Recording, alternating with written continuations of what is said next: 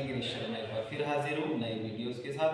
तो मैं आज अपनी वीडियोस में आपको बताऊंगा प्लावनी प्राणायाम। तो प्लावनी प्राणायाम को करने की विधि, इसके तरीके और फायदे और सावधानियां इसी वीडियोस में आपको बताऊंगा।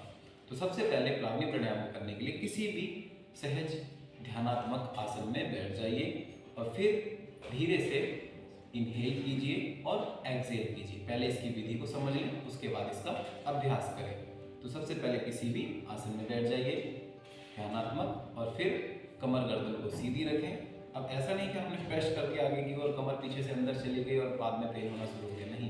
पहले ऑब्जर्व करें संपूर्ण शरीर कि आप बिल्कुल सहजता से बैठे हैं, कोई परेशानी ना हो। तब उसके बाद आपको डीप इनहेल श्वास भरनी है और प्रश्वास करना है एक्सहेल। ठीक है, 3 से 4 बार इसका अभ्यास करें, इनहेल और एक्सहेल। जब मन शांत हो जाए, बुद्धि थोड़ी थोड़ी स्थिर हो जाए, मन चंचल होता है, पूरा शांत नहीं होता है, परंतु उसे शांत करने की कोशिश करें अपनी श्वास और प्रश्वास पर लगाकर। जब आप 3 से 4 बार करते हैं तो मन और बुद्धि दोनों थोड़ी थोड़ी कोशिश करते हुए स्थिर हो जाती हैं। उसके बाद आपको आते हैं प्लावनी प्राणायाम के लिए। तो प्लावनी प्राणायाम में सबसे पहले हमें वायु को खींचना है और फिर छोड़ देना है।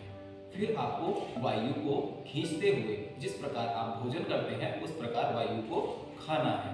खाते खाते जब तक आपका उदर बिल्कुल भर ना जाए तब तक आपको वायु को खाना है। इसको रोकने की जो टाइमिंग है बिगनर्स के लिए 40 सेकंड से 5 मिनट तक की इसकी टाइमिंग है बिगनर्स के लिए, और जो उच्च कोटि के योगी हैं उनके लिए 30 से 40 मिनट तक इसको उदर भाग में ही रोकना होता है।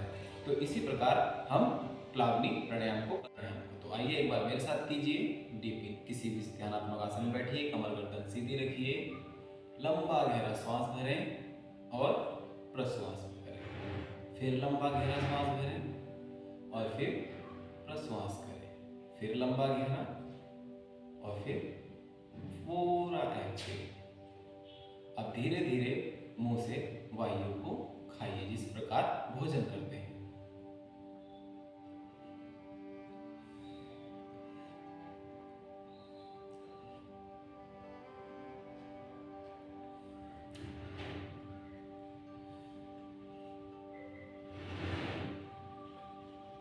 तब तक खाइए जब तक उदर वायु से भर ना जाए, और फिर 40 से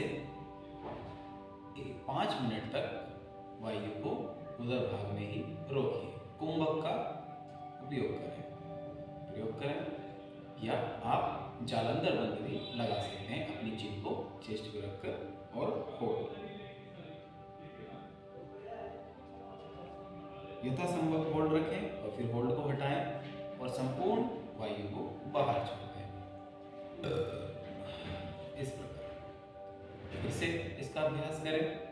जो निम्न कोटि के योगी हैं वो 40 सेकंड से 5 मिनट तक इसको उदर भाग में रोकें, और जो उच्च कोटि के हैं उनके लिए 30 से 40 मिनट तक उदर भाग में रोकना ही रोकना होता है। तो इसके अभ्यास से हमारे जो फायदे हैं वो कुछ इस प्रकार हैं। हमारा दिमाग और मन शांत होने लगता है।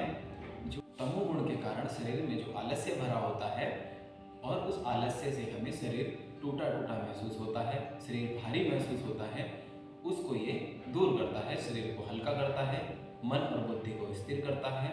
और जो लोग स्विमर हैं, जो तैरने की अभ्यास करते हैं या तैरना सीखना चाहते हैं, तो इस अभ्यास को, इस प्राणायाम को करते हुए वो पानी के ऊपर ही स्थिर रहते हैं। इसी प्रकार था हमारा प्लावनी प्राणायाम। तो इसके फायदे इस प्रकार थे। अब इसमें कुछ सावधानियां बहुत आवश्यक हैं, जैसे कि प्राणायाम को करने से पहले जो भोजन किया जाए वो स्निग्ध, सुपाच्य और सुमधुर और सात्विक होना बहुत जरूरी है। उसके बाद ही संध्या काल इसका अभ्यास करें। और जिन लोगों को कमजोरी है, शरीर में जान नहीं है, वो लोग अनुभवी गुरु के निर्देशन में ही इसका अभ्यास करें। तो ये थे कुछ इस प्रकार हमारा आज का प्लावनी प्राणायाम। तो हमारा वीडियो आपको कैसा लगा, लाइक करें और कमेंट बॉक्स में जरूर बताएं, और आने वाले वीडियोस के लिए चैनल को सब्सक्राइब करें। तब तक के लिए धन्यवाद।